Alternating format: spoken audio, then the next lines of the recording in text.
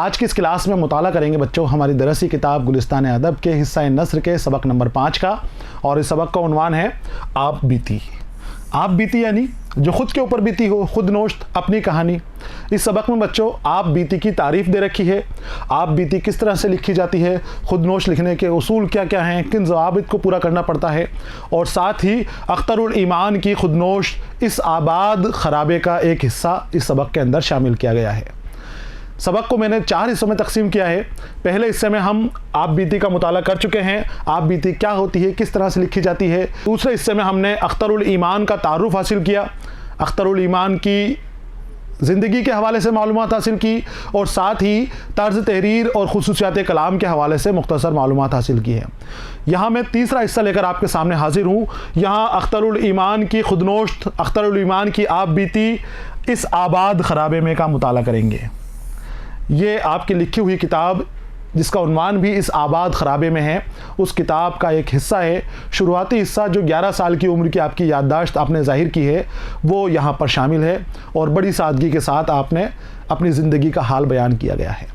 सादगी के साथ भी आपने बयान किया है और सच्चाई के साथ भी आपने बयान किया है। और जब हम खुदनोश्त के हवाले से मालूमात हासिल कर रहे थे तो खुदनोश्त की बच्चों ये शर्त थी, अच्छी खुदनोश्त की शर्त थी कि जो भी बात हो वो सच्चाई के साथ बयान किया जाए, कुछ छुपाया नहीं जाए, जो हाल है वही बयान किया जाए, जैसा है वैसा ही बयान किया जाए। अख्तरुल ईमान ने उसी ज़वाबित को पूरा करते हुए, उसी ज़ाब्ते को पूरा करते हुए हर बात सच्चाई के साथ बयान की है। चाहे खुद की कमज़ोरी ज़ाहिर हो रही हो, खुद के वालिद की बुराई ज़ाहिर हो रही हो, वो आप रुके नहीं। जो बात आप कहना चाहते थे, जो बताना चाहते थे, आपने पूरी ईमानदारी के साथ बताई है। बच्चों, आपकी किताब इस आबाद खराबे में आपके वक्त का एक अखबार सौगात के अंदर अलग अलग हिस्सों में शाये हुई थी। आपने तरतीब के मुताबिक इसको नहीं लिखी थी, जैसी आपको याद आती गई, जो आपके ऊपर गुजरी हुई है उसको अलग अलग हिस्सों के अंदर आपने उस किताब के अंदर शामिल किया था। बाद में इसको तरतीब दी गई, तसलसल दिया गया और उसको शाये किया गया। आपके इंतकाल के बाद इस किताब को शाये किया गया था, और ज़िंदगी के अंदर आप उस रिसाले के अंदर, उस अखबार में जिसका नाम मैंने आपको सौगात बताया, उसके अंदर ये अलग अलग हिस्सों के अंदर छपती रही थी।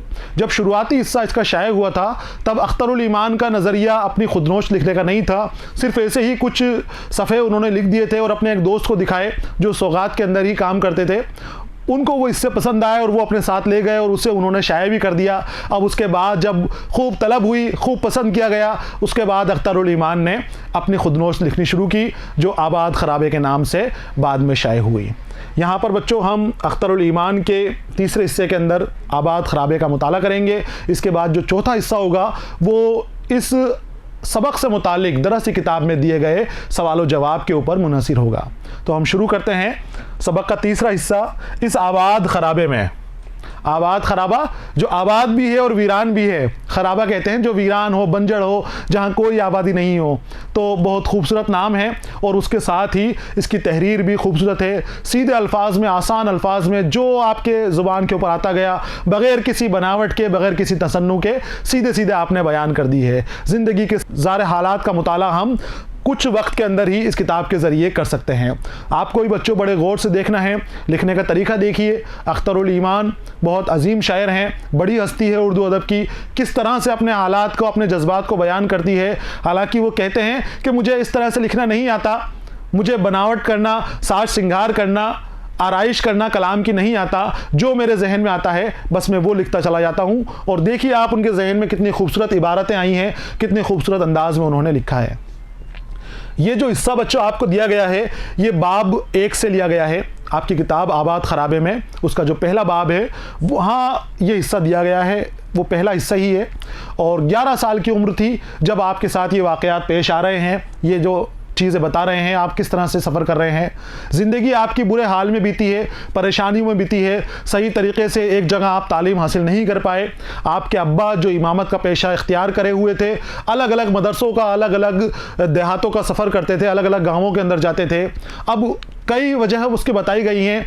कभी ये भी बताया आपने एक हिस्से में कि जिससे आपकी अब्बा की रंगरेलियाँ और बदचलनी जाहिर होती है, इस वजह से उनको गांव छोड़ने पड़े थे, अलग अलग गांवों का सफ़र करना पड़ा था। और आपकी वालिदा भी इस वजह से आपके अब्बा से ज़्यादातर नाराज़ रहती थी, और नाराज़ होकर वो मायके चली जाती थी और ये अपने अब्बा के साथ सफ़र करते थे, घूमते फिरते थे।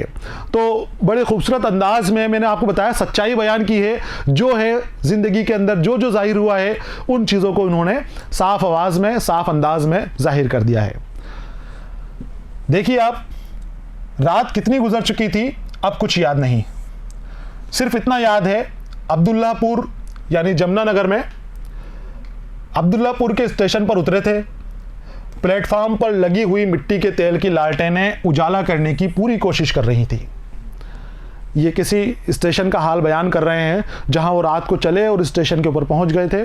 और स्टेशन के ऊपर सिर्फ ज़्यादा याद नहीं है, जो याद है वो बताते जा रहे हैं।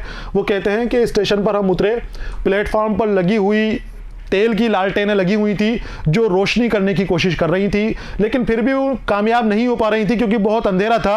अब अंधेरे में एक लालटेन कितनी रोशनी कर सकती है? जितनी वो कर सकती थी अपने आसपास वो उजाला कर रही थी और बाकी दूसरी जगहों के ऊपर अंधेरा नजर आ रहा था। लालटेन रोशनी करने की कोशिश कर रही थी, इसके बावजूद भी गिरदोपेश पर अंधेरा गालिब था। गिरदोपेश आसपास अंधेरा था, यानी जितनी रोशनी वो दे सकती थी वो दे रही थी। मेरे पास एक टीन का संदूक था जिसकी बनावट ऐसी थी जैसे जिस्म पर आबले पड़ जाते हैं, जगह जगह से उठा हुआ था। अब्बा ने वो संदूक मेरे सर पर रख दिया और बाकी सामान खुद उठा लिया और हम स्टेशन से बाहर निकलकर बगैर कोई सवारी लिए हुए एक लंबी सड़क पर चल खड़े हुए। अपनी ज़िंदगी का हाल बयान कर रहे हैं। मैंने आपको बताया कि ज़िंदगी का बेशतर हिस्सा जो बचपन का आपका हिस्सा है वो आपका सफ़र में यहाँ से वहाँ घूमने में गुजरा, क्योंकि कुछ वक्त के बाद आपके वालिद जो हैं वो अपना मदरसा और अपनी इमामत का पेशा जो है मस्जिद में करते थे, मस्जिद भी छोड़ देते थे और मदरसा भी छोड़ देते थे और फिर सफ़र पे निकल जाते थे। अलग अलग देहात थे पास पास, उन देहातों के अंदर ये घूमते फिरते थे, जहाँ जाते थे और वहाँ थोड़े दिन बाद निकाल दिए जाते थे, तो वहाँ से फिर ये आगे मदरसे के लिए सफ़र पे निकल जाते थे। अख्तर इल्मान इनके साथ चलते थे। वालिदा नाराज़ होकर मैके चली जाती थी और उसी एक दिन का हाल बयान कर रहे हैं ये कि एक स्टेशन पर गए, वहाँ से हम पहुँचे नए गांव के अंदर और बक्सा सर पे लेकर आगे की तरफ बढ़ दिए। स्टेशन से बाहर निकले और बगैर कोई सवारी लिए एक लंबी सड़क पर चल खड़े हुए। हम कहाँ जा रहे थे मुझे कुछ मालूम नहीं। पिछला गांव हम जहां से चले थे उसका नाम कंबासी था। जहां से ये आए हैं अब्दुल्लापुर के लिए, उस गांव का नाम कंबासी था। उस गांव के बारे में ऐसी कोई तफसील नहीं जो दिलचस्प हो, ऐसा भी कोई वाकया नहीं जो बहुत अहम हो। सो इस बात के कि जिस घर में हम रहते थे कहा जाता था वहाँ आसेब का असर है। आसेब यानी भूत प्रेत, भूत का असर है। और इसी किताब के अंदर आपने एक बार जिक्र भी किया है, रात के वक्त आपकी वालिदा आपके वालिद से अलग क़याम करती थी। आपके वालिद मकतब में ही सोते थे जो मदरसा मस्जिद के अंदर चलाते थे। जहाँ भी जाते मस्जिद के अंदर तो उसके मस्जिद के सहन के अंदर ही अपना मदरसा क़ायम करते थे, मकतब क़ायम करते थे, तो वही वो रात गुजारते थे। और आपकी वालिदा और अख्तरुल ईमान ये साथ में अपने घर के अंदर सोते थे। वालिदा ने आपको समझा रखा था कि जब रात को आवाज़ आए तो कभी भी जवाब नहीं देना और उठकर बाहर ना जाना, क्योंकि वहाँ से भी आवाज़ें हैं, कोई जिन भूत प्रेत वगैरह वहाँ से आपको आवाज़ें देगा, तो अगर जाओगे तो वो नुकसान पहुँचा देता है। तो वो चीज़ भी आपकी जहन के ऊपर बैठी हुई थी। यहाँ वो कहते हैं कि आसेब का माने बताए भूत प्रेत, कि जिस घर में ये रहते थे कंबासी के अंदर, उस घर के हालात के बारे में कुछ याद नहीं है, वहाँ गांव का कुछ वाक़या इनको याद नहीं है। सिर्फ इतना याद है कि वहाँ जिस घर में रहते थे उस घर में आसेब था। रिजवान पैदा हुआ था जो तकरीबन हफ्ता भर या 15 दिन जिंदा रहकर मर गया था। उसी घर के अंदर इनका छोटा भाई पैदा हुआ था, रिजवान उसका नाम था, और जो कुछ वक्त बाद ही इंतकाल कर गया था। अपने इस छोटे भाई से मुझे इतना लगाव हो गया था कि मैं उसकी कब्र पर चला जाता था और वहाँ बैठे रोता रहता था। बस्ती का कोई आदमी उधर से गुजरता था तो मुझे घर से ले आता था। ये अख्तरुल ईमान अपनी ज़िंदगी का हाल बयान कर रहे हैं, जो वाक़यात पेश आए हैं, सच्चे वाक़यात बयान कर रहे हैं। खुदनोश्त के अंदर बच्चों सच्चाई से सारी बातें बयान की जाती हैं। वो कहते हैं कि जिस घर के अंदर रहते थे सिर्फ इतना ही याद है कि उस घर के ऊपर आसेब का असर था, आसेब था, और वहीं पर इनका एक भाई पैदा हुआ था, रिजवान उस भाई का नाम था, जो तकरीबन हफ्ता या 15 दिन के अंदर इंतकाल फरमा गया था। इससे इनको बहुत लगाव था, इतना लगाव था कि उसके मरने के बाद ये उसकी कब्र के ऊपर जाते और घंटों वहाँ बैठे रहते, उस जगह के ऊपर जाकर रोते रहते। जब वहाँ से कोई दूसरा जानकार निकलता और बैठे हुए देखता, रोते हुए देखता, वो अख्तरुल ईमान को वहाँ से लाकर अपने इन घर छोड़ देता था। इस तरह से इनकी ज़िंदगी का पहला हिस्सा गुजर हो रहा है। यहाँ बच्चों तस्वीर दे रखी है जो आपकी किताब के साथ है। इस आबाद खराबे में जो एक गांव है जिसके हालात बयान करेंगे, खूबसूरती से बयान करेंगे, जहां सभी चीज़ें जो इनके दिल को मरगूब थी, जो इनको पसंद थी, हर चीज़ के बारे में बयानी यहाँ पर की है। मेरे वालिद इमामत का पेशा इख्तियार कर रखा था, यानी आपके वालिद इमामत करते थे। इमामत मस्जिद में नमाज पढ़ाना, ये इमामत कहलाता है। उन्होंने मजहबी तालीम सहारनपुर में हासिल की थी, बहुत अच्छे कारी थे। और कारी किसे कहा जाता है? जो कुरान की आयतों की तिलावत खूबसूरती से करे, कीरत के साथ करे, उसे कारी कहा जाता है। बच्चों हमारे इस सबक के अंदर मुताले के वक्त बहुत सारे ऐसे बच्चे भी शामिल हैं जिन्हें इमामत और कीरत से वाक़फ़ियत नहीं है, वो नहीं जानते, तो उनको भी बताना ज़रूरी है कि कारी क्या होता है और इमामत क्या होती है। इमामत जो मस्जिद में इमाम हो, नमाज पढ़ाए, वो इमाम कहलाता है। और जो कीरत करता है, कुरान की आयतों की तिलावत बहुत खूबसूरत आवाज़ में करता है, उसे कारी कहा जाता है। तो आपके वालिद इमामत करते थे और बहुत अच्छे कारी थे। उन्हें देहात बहुत पसंद थे। इमामत के अलावा मस्जिद के सहद में मकतब खोलते थे, जहां देहात के हर उम्र के लड़के लड़कियां पढ़ने आते थे। आपके वालिद को मकतब पसंद थे, तदरीसी काम पसंद था, तो जहाँ भी इमामत के लिए जाते तो मस्जिद के सहन में ही आप मकतब खोल लेते थे। और मकतब के अंदर देहात के लड़के लड़कियाँ सभी उम्र के, उसमें छोटे भी हैं और उसमें बड़े भी हैं, लड़के भी आते थे, लड़कियाँ भी आती थी, वो वहाँ पर तालीम हासिल करने के लिए आपके वालिद के पास आते थे। अब उन देहातों के बारे में बताते हैं कि वो देहात कौन से थे जहाँ इनका ज़िंदगी गुजर रही है। तो ये देहात जिसमें मेरा बचपन गुजरा ज़्यादातर मुसलमान आरइयों और राजपूतों के घर थे, जहाँ पर इनका ज़िंदगी गुजर हुई। जिन देहातों के बारे में बात कर रहे हैं तो वो देहात किसके थे, कौन रहता था? तो आराई मुसलमान रहते थे, आराई रहते थे, और राजपूत उन देहातों में रहते थे, उनके देहात थे। इन देहातों का और मेरा बड़ा जहनी ताल्लुक़ है। बचपन से अकेला हूँ। वालिदा जब अपने मैके चली जाती थी, मैं वालिद के पास रहता था। मेरी तालीम का हर्ज ना हो, इस ख्याल से वो मुझे अब्बा के साथ नहीं जाने देते थे। आपके वालिद की हरकतों से, वालिद के चाल चलन से कई बार नाराज़ होकर आपकी वालिदा लड़ाई झगड़ा करके मायके चली जाती थी और काफ़ी दिन तक नहीं आती थी। तो आपके जो वालिद हैं वो आपको अपनी अम्मा के साथ नहीं जाने दिया करते थे। वो ये सोचते थे कि अगर मैं अम्मा के साथ चला गया और पता नहीं कितने दिन के लिए अम्मा जा रही हैं तो पढ़ाई का नुकसान होगा। मेरे पढ़ाई को हर्ज से बचाने के लिए वो मुझे अम्मा के साथ नहीं जाने देते थे और वो अपने साथ ही रखते थे। मेरी तालीम का तसव्वुर उनके जहन में वही था जो उन्होंने ख़ुद हासिल की थी। तसव्वुर जो सोच रखा था उन्होंने कि क्या तालीम दी जाए, तो वही तालीम देंगे जो उन्होंने हासिल की थी। वो सोच रखे थे जैसे मैं पढ़ा हुआ हूँ, मैंने इमामत करी है, मैं हाफिज़ हूँ और मैं कारी हूँ, मेरा बेटा भी अख्तरुल ईमान भी कीरत करेगा और इसी तरह का पेशा इख्तियार करेगा। वो कहते हैं कुरान हिफ्ज़ करना और उर्दू फ़ारसी की थोड़ी शुद्ध, ताकि बड़ा होकर मैं भी उनकी तरह इमामत का पेशा इख्तियार कर सकूँ। शुद्ध यानी थोड़ी बहुत जानकारी, थोड़ी बहुत समझ। तो कुरान हिफ्ज़ कर लेगा। उनके वालिद इसके लिए क्या सोचते थे? अख्तरुल ईमान के लिए क्या पढ़ेगा? कुरान हिफ्ज़ कर लेगा और थोड़ी उर्दू और फ़ारसी की थोड़ी थोड़ी सी मालूमात हासिल कर लेगा ताकि इमामत का पेशा इख्तियार कर सके। मगर ये खाना बदोशाना ज़िंदगी जो मेरे वालिद ने इख्तियार कर रखी थी, उसने कभी मुझे एक तरह की तालीम पर नहीं जमने दिया। अख्तरुल ईमान कहते हैं कि ये खाना बदोशाना बेठिकाना, जिसका कोई मुस्तकिल घर ना हो, कुछ वक्त तक एक जगह क़याम किया और उसके बाद सामान समेट के दूसरी जगह चले गए, फिर वहाँ कुछ वक्त तक रहे, फिर वहाँ से फिर अपना सामान उठा के किसी दूसरी जगह की तरफ ले गए। कहीं एक जगह पक्का घर नहीं बनाना, एक जगह मुस्तकिल तौर पर सुकूनत हासिल नहीं करना, नहीं रुकना, खाना बदोशाना ज़िंदगी कहलाती है। आपके वालिद ने भी यही खाना बदोशाना ज़िंदगी इख्तियार कर रखी थी, और वजह मैंने आपको बयान की है कि आप मस्जिद के अंदर ही, सहन में ही मदरसा बनाकर वहाँ रुकते थे। बड़े उम्र के बच्चे बच्चियाँ वहाँ पर आ जाते थे।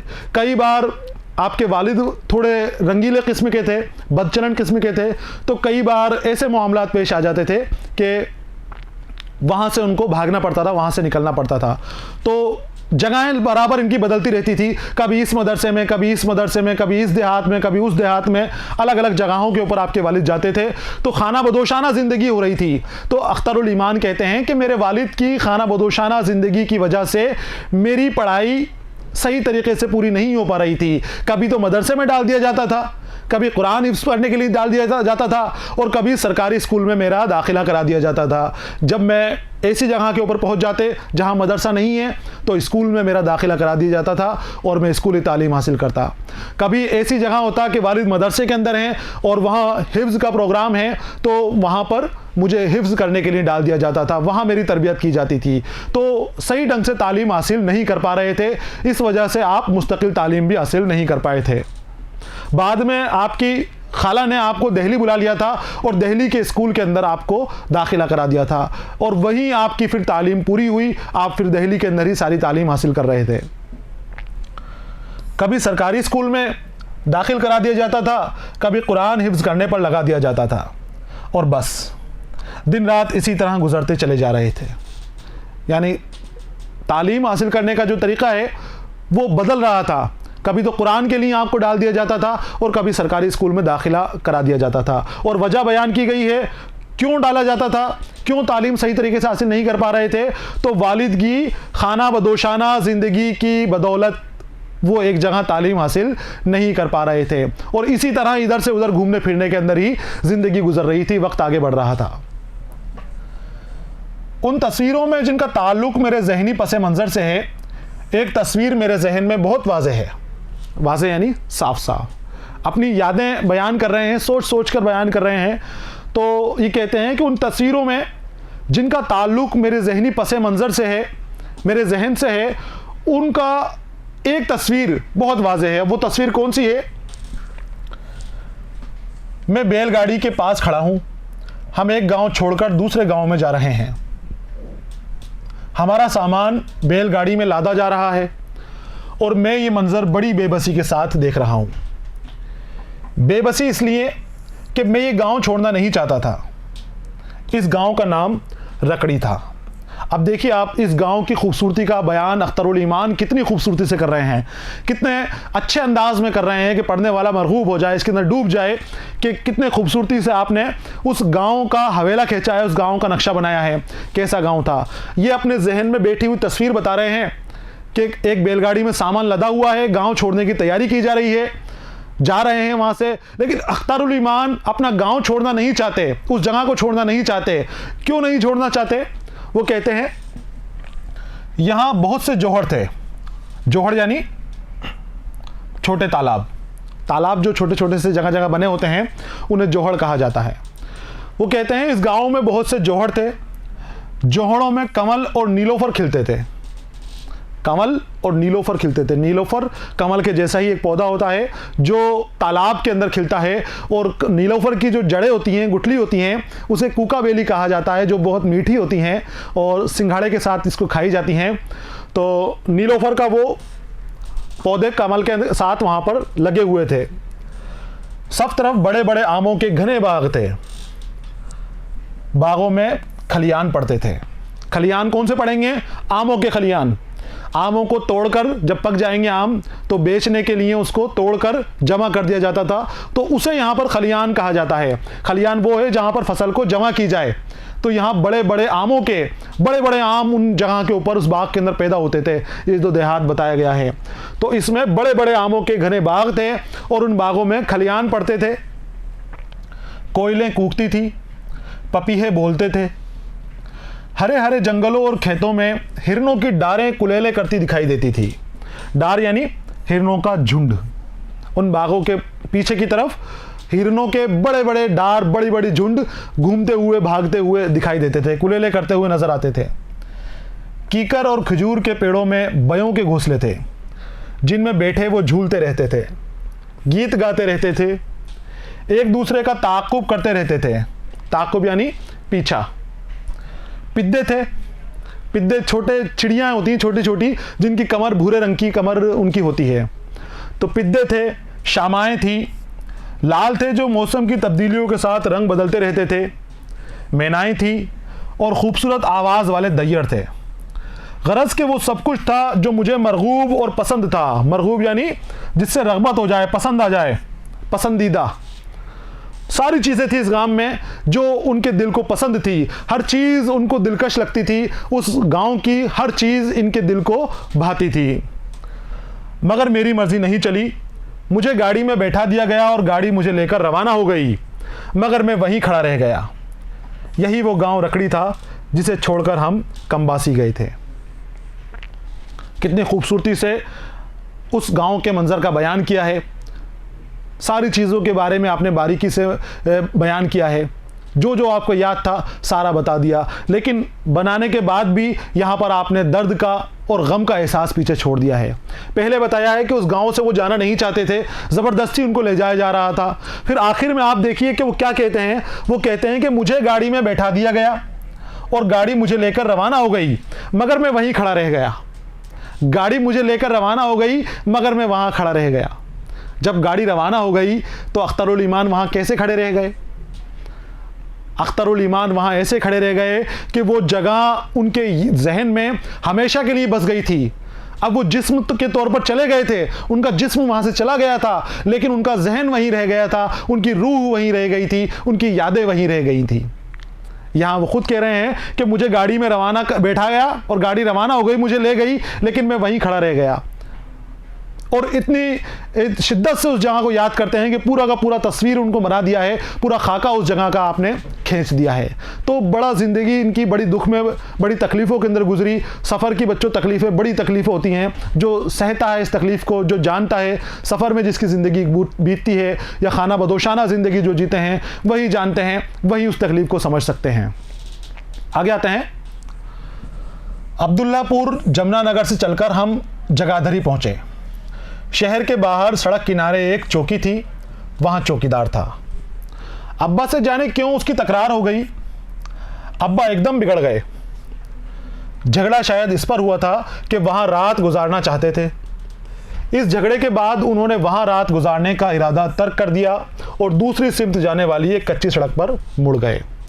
अब्दुल्लापुर जहाँ ये ट्रेन से उतरे थे, स्टेशन से आए थे, अब स्टेशन से आगे बढ़कर ये शहर की बाहर सड़क पर चलते चलते जगाधरी पे पहुँचे। जगाधरी पे रात हो गई थी, एक जगह इनको मुकाम करना था, वहाँ रुकना चाहा। चौकीदार था उस जगह के ऊपर, चौकीदार ने उनको वहाँ पर रुकने नहीं दिया। ये कहते हैं कि अब्बा की उससे तकरार हो गई, लेकिन समझ में नहीं आया क्यों हुई। शायद इसी बात पे हुई हो कि अब्बा रुकना चाहते हैं और चौकीदार उनको वहाँ से जाने के लिए कह रहा था। अब्बा वहाँ अब नहीं रुकना चाहते थे।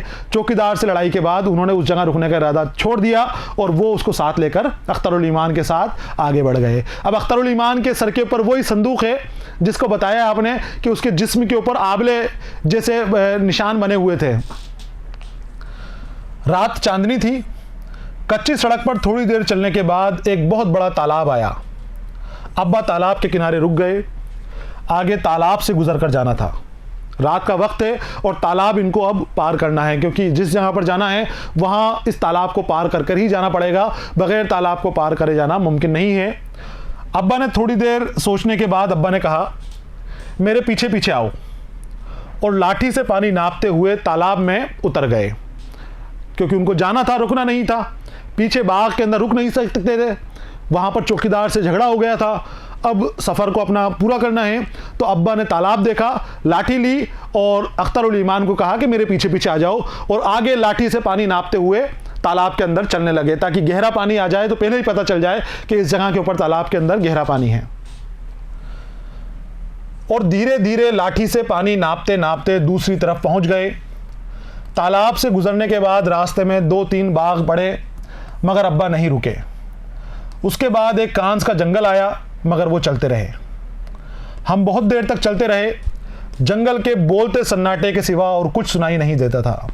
कांस यानी एक घास होती है जो गैर ज़राअती ज़मीन पर पैदा हो जाती है, खुद ब खुद पैदा हो जाती है। लंबी घास होती है जो दिखने के अंदर काफ़ी खूबसूरत लगती है। गैर ज़राअती, जहाँ पर ज़राअत का काम नहीं हो, यानी खेती बाड़ी का काम जिस जगह के ऊपर नहीं होता, खाली ज़मीन के ऊपर ये घास पैदा हो जाती है। लंबी घास होती है और गर्मियों के अंदर ये घास सूख जाती है, बाकी सर्दियों में और बरसात के मौसम में ये हरी भरी घास बहुत खूबसूरत मंजर पैदा करती है। तो ये वो कांस का जंगल है, उस जंगल से वो चलते रहे। बहुत देर चलने के बाद जंगल भी आया एक, उसमें से भी गुजर गए। और ये कहते हैं कि जंगल में बोलते सन्नाटे के सिवा और कुछ सुनाई नहीं देता था। सन्नाटे की भी आवाज़ होती है बच्चों। अख्तर उल ईमान कह रहे हैं बोलते सन्नाटे के सिवा कुछ नहीं सुनाई देता था। तो सन्नाटे की आवाज़ कैसे आ रही है उनको? सन्नाटे की आवाज़ जो साए साए की आवाज़ आती है रात को, झींगर वगैरह या दूसरे जानवर जो होते हैं, छोटे छोटे जानवर होते हैं, पतंगे होते हैं, वो आवाज़ें करते हैं। जंगली जानवरों की आवाज़ें होती हैं। यानी खामोश जगह के ऊपर आप सुनेंगे तो बहुत सारी ऐसी आवाज़ें आएंगी जो शोर शराबे वाली जगह के ऊपर आपको सुनाई में नहीं देंगी। तो उसे बोलता सन्नाटा कह रहे हैं। बोलते सन्नाटे के अलावा वहाँ कुछ भी नहीं था। खामोशी से वो आगे बढ़ते गए। गाहे गाहे बीच बीच में अचानक आसपास से गीदड़ों के बोलने की आवाज़ सुनाई दी जाती थी। रास्ते में चल रहे थे, जंगल के अंदर हैं, सन्नाटा हो रहा है, तो सन्नाटे की कैसी आवाज़ें आ रही हैं आप जानते हो। और उन आवाज़ों के बीच में खौफनाक आवाज़ें जो गीदड़ों की हैं वो भी इनको आ जाती थी। बहुत देर चलने के बाद फिर एक जोहड़ आया जिसके दाईं तरफ कांस का जंगल था और सामने एक बाग। अब जो बता रहे हैं उसी अंदाज में आपको पढ़ना है, उसको समझना भी है। और ये खुद मान के चलो कि आप उस जगह के ऊपर घूम रहे हो, उस जगह को आपकी नज़र से देखने की कोशिश करो, तस्वीर बनानी है आपको। तो उस जंगल में से निकलने के बाद जब बहुत आगे वो चल दिए, रात का वक्त है, सन्नाटे का वक्त है, चल रहे हैं, चलते चलते वो एक जगह आए जहाँ एक जोहड़ आया, एक तालाब आ गया। फिर से जोहड़, छोटा तालाब। जो बड़ा तालाब आया था उसको तो ये पार करके आ गए लाठी निकाल निकाल के। छोटा तालाब आया, उसके दाहिनी तरफ कांस का जंगल था। दाहिनी तरफ कांस का जंगल और बाईं तरफ एक बाग था। अब्बा ने बाग में सामान रख दिया, एक चादर निकाल कर बिछा दी और कहा सो जाओ। मैं लेटते ही सो गया। थके हुए थे, काफ़ी लंबा सफ़र कर चुके थे, पैदल भी चल रहे हैं और ट्रेन से भी सफ़र करके आए थे। रुकने की जगह ढूंढ रहे थे। तालाब के दाहिनी तरफ इनको कांस का जंगल दिखा। अब जंगल में आगे जाना नहीं था, मंजिल करीब ही थी। बाएं तरफ इनके बाग था। बाग के अंदर चादर बिछाई अब्बा ने और अख्तर उल ईमान को वहाँ पर सुला दिया कि अब ये जगह हमारे सोने के लिए ठीक है, सो जाओ। ये जगह जहाँ हमने रात क़याम किया था एक कब्रिस्तान था। जो रात को रुके ये, सुबह जब अख्तर उल ईमान उठे तो उनको पता चला कि ये जगह कब्रिस्तान थी। बच्चों, बातों ही बातों के अंदर, यादों ही यादों के अंदर हमें कई तरह के पैगामात, कई तरह की सीखें भी हमें यहाँ पर मिल रही हैं। रात के वक्त अगर हमें कहीं सफ़र पे जाना हो, कहीं वक्त गुजारना हो, तो कोशिश करें कि जंगल के अंदर रात को नहीं रुकें। किसी बाग के अंदर या कहीं लड़ाई झगड़ा हो हमारा, उस जगह के ऊपर नहीं रुकें। कब्रिस्तान महफूज जगह है। अगर आपको कोई और ठिकाना नहीं मिलता रुकने के लिए, जंगल के अंदर हो, तो ऐसी जगह ढूंढें जहाँ कब्रिस्तान वगैरह आपको नज़र आ जाए, वहाँ रात में रुक सकते हैं हम। जंगल के अंदर रुकने से वो बेहतर है। कम्बासी से हम जिस जगह के लिए रवाना हुए थे उसका नाम सग मदरसा था। यानी इनको सग मदरसे के लिए आना था। कम्बासी से ही जमनापुर आए, जमनापुर से सग मदरसे के लिए आना था। अब सुबह हो गई है, उठ गए हैं ये। अब्बा ने एक राहगीर से दरियाफ्त किया, सग मदरसे का पता पूछ रहे हैं कि सग मदरसा कहाँ पर है। मालूम हुआ सग मदरसा इसी जगह से बहुत करीब है, जहाँ पर रात को रुके थे उस जगह से सग मदरसा बहुत करीब है। वो बाग जहाँ हमने रात क़याम किया था और सग मदरसे के बीच वही कांस का जंगल है जिसका मैंने जिक्र किया है। इसी बाग से थोड़े फासले पर एक गांव था जिसका नाम सग था। इसी निस्बत से इस मदरसे का नाम भी सग मदरसा था। थोड़ी देर बाद हम सग मदरसा पहुंच गए। अख्तर उल ईमान कहते हैं कि उनके वालिद ने सुबह उठ के दरियाफ्त किया किसी से कि भाई सग मदरसा कहाँ पर है। जगह उनको पता चल गई कि आसपास ही है। तो ये कहते हैं कि सग मदरसा करीब ही था। और करीब कितना, तो उन्होंने कहा था कि दाएं तरफ कांस का मैदान था, दाएं हाथ पे उनके कांस का मैदान था और बाएं हाथ के ऊपर बाग था जहां पर इन्होंने रात क़याम किया था। तो जो कांस का जंगल था ना, उस जंगल के पीछे ही सग मदरसा था, वहां करीब में ही था। सग मदरसा का नाम बता रहे हैं कि सग मदरसा सग गांव में होने की वजह से सग मदरसे का नाम सग मदरसा पड़ा था। गांव का नाम था सग और इसकी निस्बत से उस मदरसे को भी सग मदरसा कहा गया। थोड़ी देर बाद ही ये सग मदरसे में पहुंच गए अब्बा और अख्तरुल ईमान। सग मदरसा दरअसल एक यतीम खाना था जो एक बग़ैर छत की मस्जिद और चंद फूस की छप्परों पर मुश्तमिल था।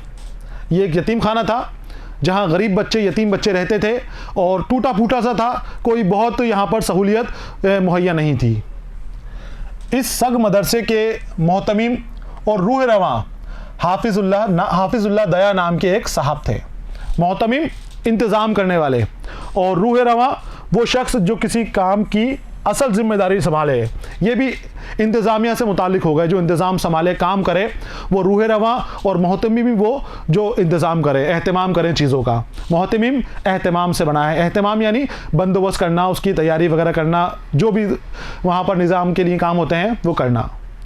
तो उन शख्स का नाम बताया है हाफिजुल्लाह दया। गोरे चिट्टे थे, कद थोड़ा निकलता हुआ, तबाक सा चेहरा और फैली हुई नाक, बातचीत में अच्छे थे और गवाराए अदब व अतवार के इंसान थे। तबाक सा चेहरा, चौड़ा चकला चेहरा। तबाक बच्चों आटा गूंदने की जो तांबे या पीतल की बड़ी तश्तरी होती है, थोड़ी भारी होती है, ऊपर उठी हुई होती है, नीचे से चपटी होती है, वो तबाक कहलाती है। तो तबाक सा चेहरा इन्होंने बताया है, चौड़ा चकला चेहरा, उस तबाक के जैसा चेहरा जिसका हो तो वो तबाक सा चेहरा कहलाएगा। जो हाफिजुल्लाह दया थे वहाँ पर, जो मोहतमीम थे, वो गोरे चिट्टे थे, कद थोड़ा निकलता हुआ था, बड़ा कद था और तबाक सा चेहरा था, फैली हुई इनकी नाक थी और बातचीत से वो बाअदब शख्स लग रहे थे। गवारा आदाब और एतवार के इंसान थे, यानी तहजीब याफ्ता इंसान वो थे। जब हम सग मदरसा में आए, अम्मा अपने मैके चली गई थी, यानी आने से पहले ही फिर से अम्मा से झगड़ा हो चुका था वालिद का। अम्मा अपने मैके चली गई थी और ये अख्तरुल ईमान को लेकर इनके वालिद सग मदरसा आ गए थे।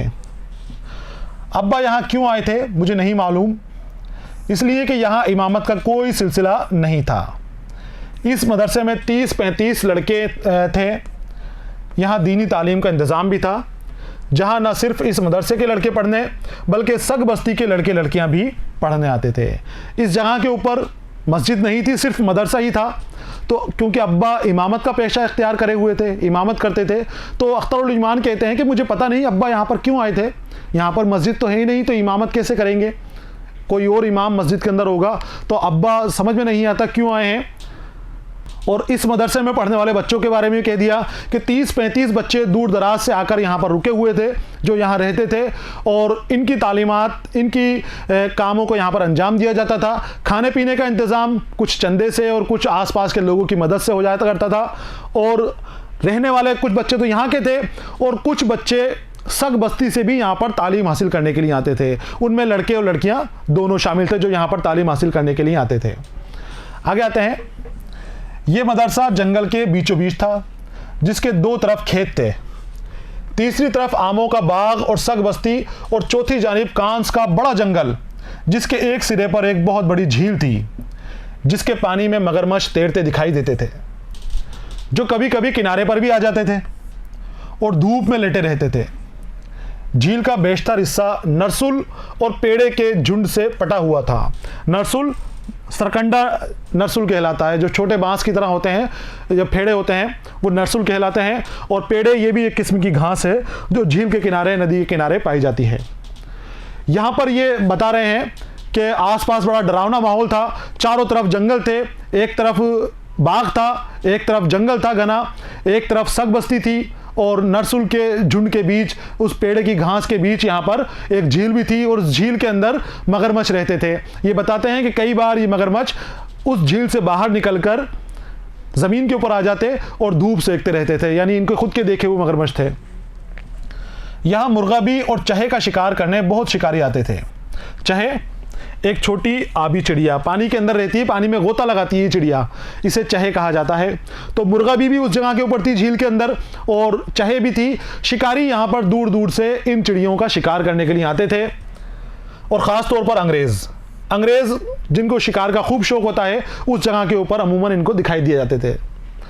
सर्दियों में जब कांस का जंगल फूलता था तो बहुत अच्छा लगता था। मैंने आपको बताया कांस जो घास है, लंबी घास होती है, सर्दियों में और बरसात में ये बहुत हरी भरी रहती है, बहुत खूबसूरत मंजर ये घास बना देती है। तो कांस का जंगल सर्दियों के अंदर और भी खूबसूरती से नज़र आता था। कुछ रोज़ साथ रहकर मेरे वालिद मुझे छोड़कर चले गए। बाद में पता चला उन्होंने इमामत का पेशा तर्क कर दिया और मदरसे के लिए चंदा इकट्ठा करने का काम अपने ज़िम्मे ले लिया था।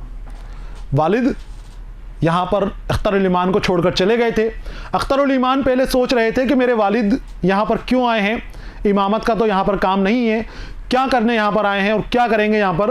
अब पता चल चुका था उनको, वक्त गुजरने के बाद जब वालिद यहाँ से चले गए तो उनको पता चला कि वालिद ने इमामत का पेशा तर्क कर दिया है, अब वो इमामत नहीं करते, अब उन्होंने नया पेशा इख्तियार किया है और वो ये है कि वो मदरसे के लिए चंदा जमा करते थे, जगह जगह घूमते थे, एक गांव से दूसरे गांव जाते थे, शहर से दूसरे शहर जाते थे, जगह जगह जाकर मदरसे के लिए, अलग अलग मदरसों के लिए चंदा जमा करने का काम करते थे और उसी से ही जो पैसा बचता था वो अपनी माली ज़रूरियात को भी पूरी करते थे। मदरसे के लिए चंदा गांव गांव घूमकर करते थे। हाफिजुल्लाह दया भी ज़्यादातर यही काम करते थे और गर्मियों में चंदा इकट्ठा करने शिमला चले जाते थे। जो यहाँ के मोहतमीम हैं हाफिजुल्लाह दया, तो इनके वालिद की मुलाकात इसी वजह से हुई कि वो भी चंदा इकट्ठा करने का काम करते थे और हाफिजुल्लाह दया भी चंदा इकट्ठे करने का काम करते थे। गांव गांव घूमते थे और हाफिजुल्लाह दया के बारे में बता रहे हैं कि सर्दियों के अंदर, गर्मियों के अंदर ये चंदा जमा करने शिमला जाया करते थे, शिमला से चंदा लेते थे। यहाँ फिर कुरान हिफ्ज़ करने का सिलसिला शुरू हो गया। अब मदरसे में आ गए हैं और कुरान हिफ्ज़ करने का यहाँ पर एहतमाम है, हिफ्ज़ करने का प्रोग्राम है, तो इनकी फिर से दीनी तालीम शुरू हो गई और कुरान हिफ्ज़ करना अख्तरुल ईमान ने शुरू कर दिया। जाने से पहले एक दिन अब्बा ने मुझे नमाज सिखाई। पूछा, सूरह फातिहा आती है? मैंने नियत बांधे बांधे कहा, आती है। अब्बा ने पहले तो इनको 11 साल के थे, नमाज ज़रूरी हो गई थी, अब्बा ने इनको नमाज सिखाई और नमाज पढ़ने के लिए खड़ा कर दिया, नियत बांध के खड़ा कर दिया और खड़ा करने के बाद पूछ रहे हैं, बेटा बताओ सूरह फातिहा आती है? अख्तरुल ईमान ने कहा, हाँ आती है। तो अब्बा ने मना किया कि नमाज के वक्त जब नियत बंदी हो तो बोला नहीं करते, जवाब नहीं दिया करते। जब नमाज में रहते हैं ना हम, तब जवाब नहीं देते। तो अख्तरुल ईमान नियत बांधे हुए कहते हैं, जी ठीक है। तो बचपन था, तो बचपन के कुछ मज़ाहिया किस्से भी आपने यहाँ पर शामिल के लिए हैं, छोटे छोटे अपने मज़ा के लिए बात से बात निकाली है आपने। कहने लगे, नमाज की नियत बंधी हुई हो तो बोला नहीं करते। मैंने नियत बांधे बांधे कहा, अच्छा। सग मदरसा चंदे के रुपयों पर कम चल रहा था और अल्लाह की मर्ज़ी और तवक्कुल पर ज़्यादा चल रहा था, क्योंकि बहुत कम चंदा यहाँ पर आता था, बहुत कम पैसे यहाँ पर मिलते थे। गांव के लोग थे तो वो भी गरीब थे, तो बहुत ज़्यादा बच्चों के लिए खाने पीने का इंतज़ाम सही तरीके से नहीं हो पाता था। अख्तरुल ईमान कहते हैं कि जो मदरसा है, सग मदरसा, ये चंदे के रुपयों पर कम और अल्लाह की मर्ज़ी और तवक्कुल यानी अल्लाह के ऊपर भरोसा करना, अल्लाह की मर्ज़ी और उसके भरोसे के ऊपर, यानी अल्लाह की कुदरत के ऊपर ये चल रहा था। जैसे तैसे खाने का इंतज़ाम हो जाता था, रुपया पैसा ज़्यादा नहीं था। यहाँ खाना कम और खाने का इंतज़ार ज़्यादा रहता था। रातों को अफजाइश रिस्क के लिए, अफजाइश यानी इजाफा, ज़्यादती, रिस्क बढ़ाने के लिए, रातों को अफजाइश रिस्क के लिए चिल्ला कशी और कुरान ख़वानी होती थी। जब कई दिन तक आसपास के गांव से कोई दावत या और कुछ खाने को नहीं आता था तो लड़कों को मुंह अंधेरे उठाया जाता था, उन्हें कुछ कंकरियां दे दी जाती थी जिन पर वो कुरान की सूरतें कई कई बार पढ़कर दम किया करते थे। कौन सी सूरत पढ़ते थे इस वक्त मुझे याद नहीं। सर्दियों की रातों में उठना मुसीबत मालूम होता था, मगर कहर दुर्वेश बर जाने दुर्वेश। बच्चों देखो, यहाँ पर अख्तरुल ईमान ने बड़ी गहराई से हमारे मुआशरे की एक कमी की तरफ इशारा किया है। मदरसे में जो कुरान हिफ्ज़ करने वाले बच्चे हैं, जो दूसरी जगह से गरीब तबके के बच्चे आकर हिफ्ज़ करते हैं, वहाँ के हालात बयान किए हैं। जो छोटे गाँवों में ऐसे हालात हैं, बच्चों को खाने पीने के लिए वक्त के ऊपर खाने का इंतज़ाम नहीं है, क्योंकि पैसा नहीं है। अब पैसे का इंतज़ाम कहाँ से हो, इंतज़ामिया के पास पैसा नहीं है, जैसे तैसे करके गुजारा कर रहे हैं। तो हमें इन चीज़ों का ख्याल रखना चाहिए ऐसे मदरसों के अंदर कि जहाँ ज़रूरत हो, जहाँ हिफ्ज़ करने वाले बच्चे हैं, दूसरे शहरों से आकर रह रहे हैं, तालीम हासिल कर रहे हैं, पैसों की ज़रूरत हो, तो उस जगह हमें इमदाद करनी चाहिए। अपने वालिदैन को भी इस तरफ ध्यान दिलाना चाहिए, क्योंकि आप मुताला कर रहे हो, आपको पता है, वो कह रहे हैं कि कई कई दिन तक भूखा रहना पड़ता था, खाना कम मिलता था और खाने का इंतज़ार ज़्यादा होता था, खाने के लिए दुआएँ पढ़ी जाती थी, चिल्ला कशी की जाती थी, चिल्ला खींचे जाते थे कि कहीं से दावत आ जाए। कुरान के ऊपर, कनकरियों के ऊपर कुरान की आयतें दम कर कर पढ़ी जाती थी कि कहीं से दावत आ जाए और उनके खाने का इंतज़ाम हो जाए। इस तरह के हालात उनके सामने पेश आते थे। तो हमें ख्याल रखना है, जब हम खाना खाते हैं या हम अपनी ज़िंदगी गुजर बसर करते हैं, तो हमारी ज़िम्मेदारियाँ सिर्फ हमारे तक ही महदूद नहीं है, हमारी ज़िम्मेदारी हमारे मुआशरे के लिए भी है, हमारे साथ रहने वाले दूसरे लोगों के लिए भी है। तो हम जैसे हो सके उनकी मदद करने की कोशिश करें, इमदाद करने की कोशिश करें। तो ये बता रहे हैं कि रात को 3 बजे जल्दी उठाया जाता था, जब कई दिन दावत नहीं आती थी, कहीं से खाने का इंतज़ाम नहीं हो जाता था, तो बहुत जल्दी उठा दिया जाता था और उठाने के बाद उनको कुछ दुआएं पढ़ने के लिए कनकरियाँ दी जाती थी। दुआ क्या पढ़ी जाती थी वो इनको याद नहीं है, लेकिन ये याद है कि खाने की कमी होती थी, तब ही वो आयतें पढ़ी जाती थी, दम किया जाता था, ताकि अल्लाह कुछ रहम करे और उनको खाना मिल जाए। और फिर एक फ़ारसी मक़ौला भी कहते हैं, कहर दुर्वेश बर जाने दुर्वेश, यानी गरीब का गुस्सा अपने ही ऊपर निकलता है। तो दुर्वेश का कहर उसकी जान के ऊपर ही बन जाता है, दुर्वेश की जान की हलाकत का सबब बनता है। तो गरीब गुस्सा भी करे तो किसके ऊपर करे, गरीब का गुस्सा अपने ऊपर ही निकलता है। इस तरह के हालात वहाँ पर पैदा हो गए थे। आगे आते हैं, कुछ दिन बाद अब्बा वापस आ गए, अम्मा भी आ गई अब की बार अब्बा के साथ। एक रात अम्मा सोते सोते एकदम हड़बड़ा कर उठी, उन्हें अपने सीने पर कुछ रेंगता हुआ महसूस हुआ। उन्होंने झटक दिया। अब्बा ने जल्दी से लालटेन जलाई और देखा कि एक छोटा सा सांप है। एक रात हम चूल्हे के पास बैठे खाना खा रहे थे, अचानक चूल्हे की उगवी दीवार से एक बहुत बड़ा सांप निकला और तेज़ी से दूसरी तरफ चला गया और गायब हो गया। इसके अलावा और भी कुछ यादें हैं, जिनमें 2 अहम हैं, एक लाली का सर और दूसरे बरसात के कीड़े। अपनी उस सग बस्ती के जब घर ले लिया, कुछ दिन बाद अब्बा भी आ गए। फाकों में वहाँ पर ज़िंदगी गुजर हो रही थी मदरसे के अंदर।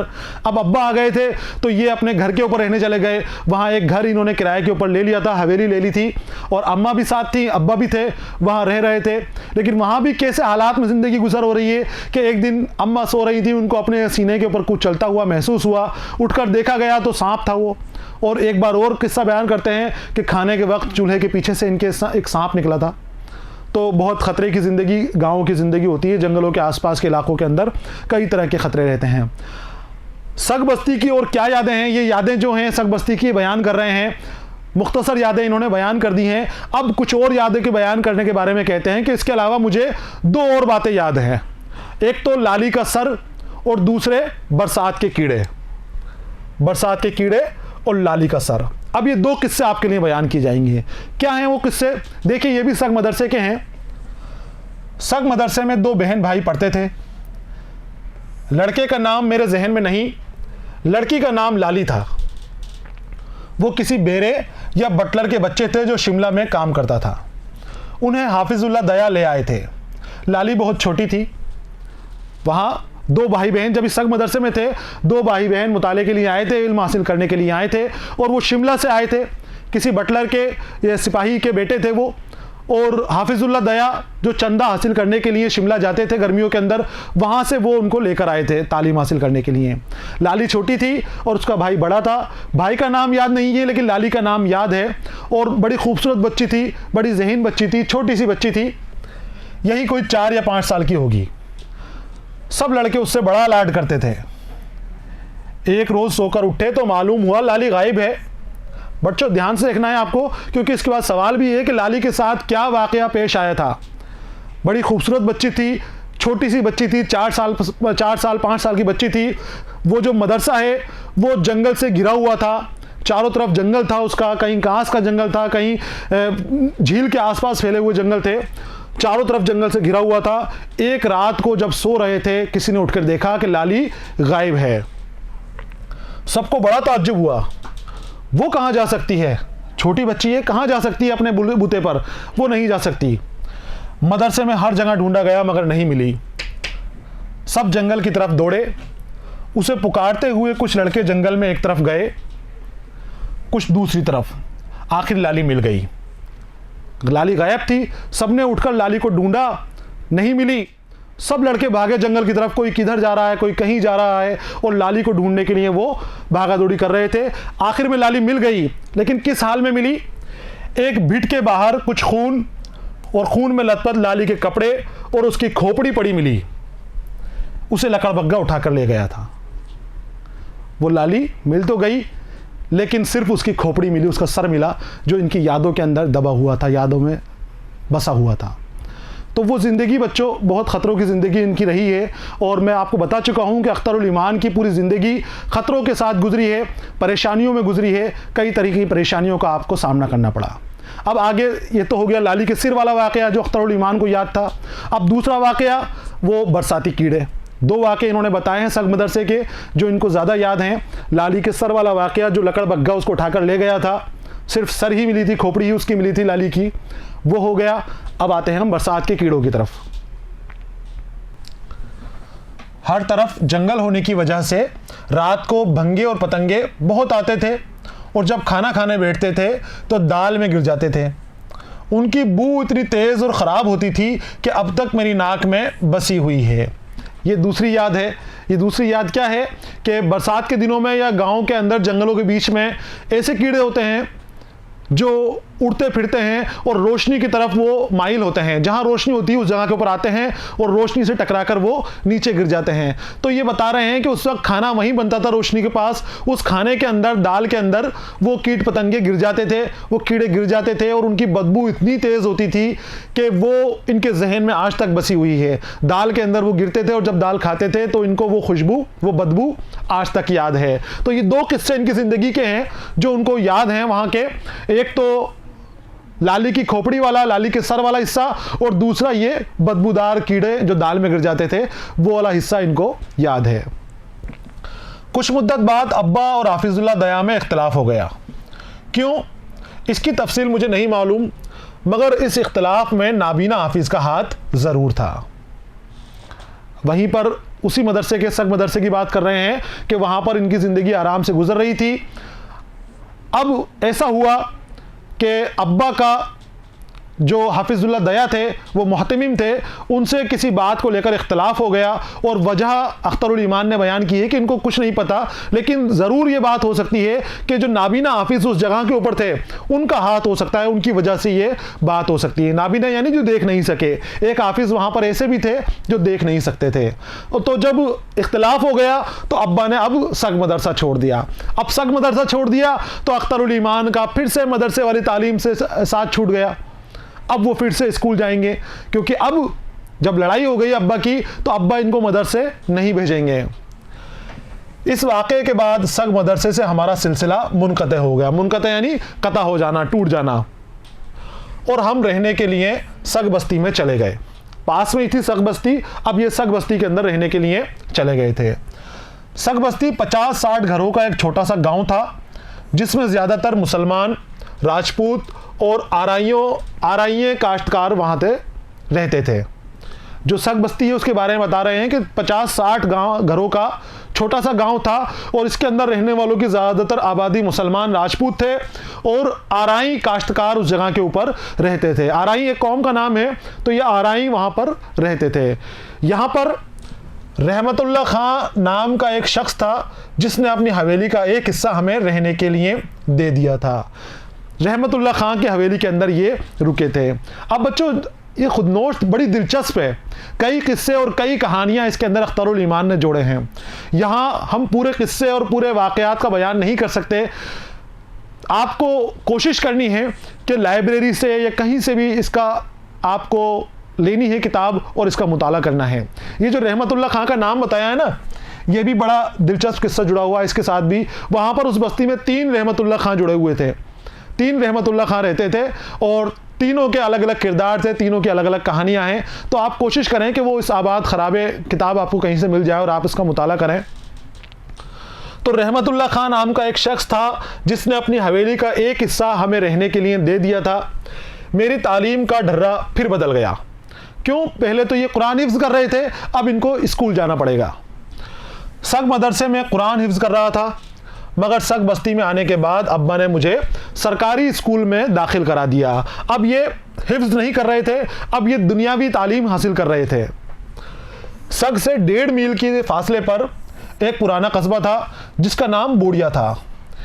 वहाँ एक मिडिल स्कूल था, पढ़ने के लिए मैं वहाँ जाने लगा। अब सग के पास ही, क्योंकि सग छोटा सा कस्बा था, वहाँ पर सरकारी स्कूल नहीं था, सग के पास ही एक कदीम कस्बा था बोड़िया, उस कस्बे का नाम बताया और बताया है कि उस मदरसे के अंदर इस कस्बे के अंदर एक मिडिल स्कूल था। उस मिडिल स्कूल में इनको दाखिल करा दिया गया और ये रोज़ स्कूल जाने लगे।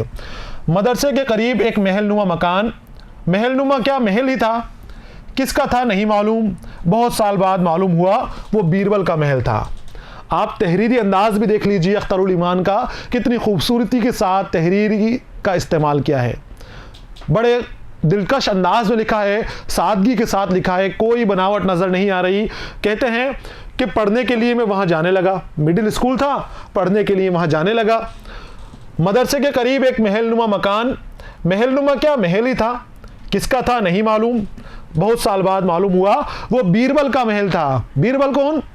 अकबर का दरबारी, जो अपनी हाजिर जवाबी के लिए मशहूर है, अपनी जहनी सलाहियत के लिए मशहूर है। अकबर और बीरबल के किस्से आप पढ़ते हो खूब बच्चों। तो वो बीरबल का महल था। कस्बा बोड़िया भी बहुत कदीम था, कदीम बस्ती मालूम होता था। जगह जगह मुनहदम मकानात थे, मुनहदम गिरा हुआ, मिस्मार किया हुआ। पुराने ज़माने के जो मकान होते हैं बच्चों, जब उनकी मियाद ख़त्म हो जाती है, मकानों की ज़िंदगी पूरी हो जाती है, तो वो कुछ गिर जाता है हिस्सा उनका और कुछ हिस्सा बाकी रहता है। तो इस तरह के मकानात उस जगह के ऊपर मौजूद थे, कुछ गिरे हुए, कुछ खड़े हुए मुनहदम मकान थे। ऐसा महसूस होता था जैसे ये शहर ज़रूर किसी कदीम तहज़ीब का हिस्सा है। कदीम तहज़ीब जो ज़मीन के अंदर से खुदाई के दौरान तहज़ीबें दरिया मिलती हैं, हमें तहज़ीबें मिलती हैं, जैसे कालीबंगा की तहज़ीब हमें मिली, हमें आहड़ की तहज़ीब मिली, और भी बहुत सारी तहज़ीबें हमारे आसपास मोहनजोदड़ो वगैरह की मिलती हैं। अभी साल पहले ही मैंने अखबार में पढ़ा, वहाँ खुदाई हुई, 2-3 सदी कब्ल मसीह के तहज़ीब के आसार मिले हैं। और अख्तरुल ईमान कहते हैं कि बचपन में वो शहर देखते थे, वो बोड़िया को आते जाते देखते थे, पुराने मकानात और वहाँ के मंजरात की वजह से उनको ऐसा लगता था कि जैसे ये कदीम किसी तहज़ीब का हिस्सा हो। और अख्तरुल ईमान कहते हैं कि अभी कुछ वक्त पहले ही, अभी आज के हाल के बारे में बात कर रहे हैं ये, कि इस वक्त खुदाई के ज़रिए पता चला है कि वहाँ पर कब्ल ईसा मसीह यानी ईसा से कुछ साल पहले की आबादी के वहाँ पर मंजर मिले हैं, वो तहज़ीब यहाँ पर मिलने के आसार हैं। सग बस्ती से निकलते ही दाएं बाएं आमों के बाग थे और बीच में कांस का जंगल। अब वहाँ से निकलने का हाल बता रहे हैं कि क्या था वहाँ पर। तो सग बस्ती से निकलते ही दाएं बाएं तो आमों के बाग थे, बड़े बड़े बाग थे, और बीच में कांस का जंगल। बोड़िया का रास्ता इसी जंगल से होकर गुजरता था। बोड़िया कहाँ? जहाँ इनका स्कूल था, उस स्कूल में जाने के लिए तो ये जब जाते थे तो पहले तो बाग आते थे, आमों के बाग आते थे, और बीच के अंदर कांस का जंगल आता था, और उस जंगल के साथ होते हुए एक नदी जा रही थी। उस नदी के ज़रिए, नदी के अंदर से पास से उनको गुजरकर अपने मदरसे तक, अपने स्कूल तक जाना पड़ता था। ये इसी कांस के जंगल का सिलसिला था जो सग मदरसे के इर्द गिर्द फैला हुआ था। मार्कंड नदी इस जंगल को छूती हुई गुजरती थी। पानी ज़रूर सिर्फ बरसात के दिनों में होता था। वो जो नदी ये बता रहे हैं मार्कंड नदी, उस नदी के बारे में कहा जा रहा है कि पानी सिर्फ बरसात के दिनों में बहता था और बाकी दिनों में मार्कंड सूखा पड़ा रहता था। चिलचिलाती धूप और यख बस्ता सर्दियों में जब मैं इस नदी की रेत पर से नंगे पांव गुजरता था तो मेरे आंसू निकल आते थे। यख बस्ता बहुत ज़्यादा ठंडा, बर्फ़ की तरह जमा हुआ। वहाँ जहाँ के हालात बयान कर रहे हैं, ये हरियाणा और यूपी के कुछ हिस्सों के हालात बयान किए हैं। तो सर्दी के अंदर बहुत तेज़ सर्दी पड़ती थी, यकबस्ता ठंड पड़ती थी, और इस ठंड के अंदर चलना इनको गर्मी से भी ज़्यादा दुश्वार लग रहा है। कि गर्मी में तो थोड़ी ठंडक मिल जाती थी, नदी की रेत की वजह से थोड़ी ठंडक मिल जाती थी, लेकिन सर्दियों के अंदर वहाँ से जाना, उनके आंसू निकल जाते थे, बहुत ज़्यादा तकलीफ़ होती थी।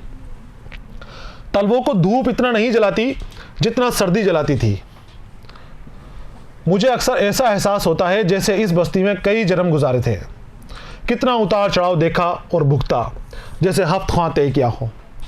अब वहाँ पर इन्होंने अपनी ज़िंदगी का बचपन का बेशतर हिस्सा गुजारा, लेकिन उनका जुड़ाव, उनका ज़हनी जुड़ाव उस जगह से ऐसा हो गया था कि ये कहते हैं कि वो चीज़ें, हर चीज़ें इनको जानी पहचानी सी लगती थी। वो कांस के जंगलों को भी जानते थे, वो आम के बागों को भी जानते थे, वो उस मार्केट नदी के रास्ते को भी जानते थे।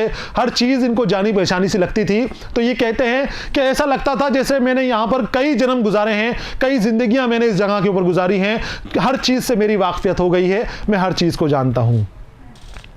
और कितना उतार चढ़ाव देखा और भुगता, जैसे हफ्त ख्वाह। और अब सोच रहे हैं, अब हाल के बारे में सोच रहे हैं कि वो अपने को, अख्तरुल ईमान ने वो ज़िंदगी तय करने में इतने उतार चढ़ाव देखे हैं, इतने नशीब व दराज देखे हैं कि वो कोई और, किसी और शख्स के लिए बहुत मुश्किल हो सकता था। वो कहते हैं कि ज़िंदगी इतनी मुश्किल रही जैसे हफ्त ख्वाह तय किए हों। हफ्त ख्वाह के माने हैं बच्चों, कैकूस की रिहाई के लिए रुस्तम ने माजिंदान तक जो रास्ता 7 दिन में तय किया था उसे हफ्त ख्वाह कहा जाता है। हफ्त यानी होता है 7। इस रास्ते के अंदर, यानी कैकूस की रिहाई के लिए सिकंदर को 7 मंजिलें तय करनी पड़ी थी। 7 दिन की 7 मंजिलें, और बहुत मुश्किल मंजिलें थी, बहुत परेशानियों का सामना करना पड़ा था। यह भी बड़ा तवील किस्सा है सिकंदर का यहाँ पर। तो मुश्किल रास्ते के लिए, जो बहुत मुश्किल हो, जिसको पार करना मुश्किल हो, उस रास्ते को हफ्त ख्वाह कहा जाता है आम तो ज़ुबान के अंदर। तो मुराद कठिन और मुश्किल काम, मुश्किल रास्ता तय करना, मुश्किल काम को अंजाम देना, वो हफ्त ख्वाह है। तो ज़िंदगी उनकी इस तरह से गुजरी, इतने तजुर्बात हासिल हुए, इतनी परेशानियाँ हासिल हुई, इतने दर्द और सदमे इन्होंने झेले हैं कि इनको ऐसा लगता है कि जैसे ये ज़िंदगी हफ्त ख्वाह हो, ये ज़िंदगी हफ्त ख्वाह की तरह इनकी गुजरी है। बड़ी परेशानियों के अंदर, शदीद परेशानियों के अंदर ज़िंदगी गुजर बसर हुई है। कई तकलीफ़ें देखी हैं और कई तरह के किस्से यहाँ पर शामिल हैं, किताब के अंदर शामिल हैं।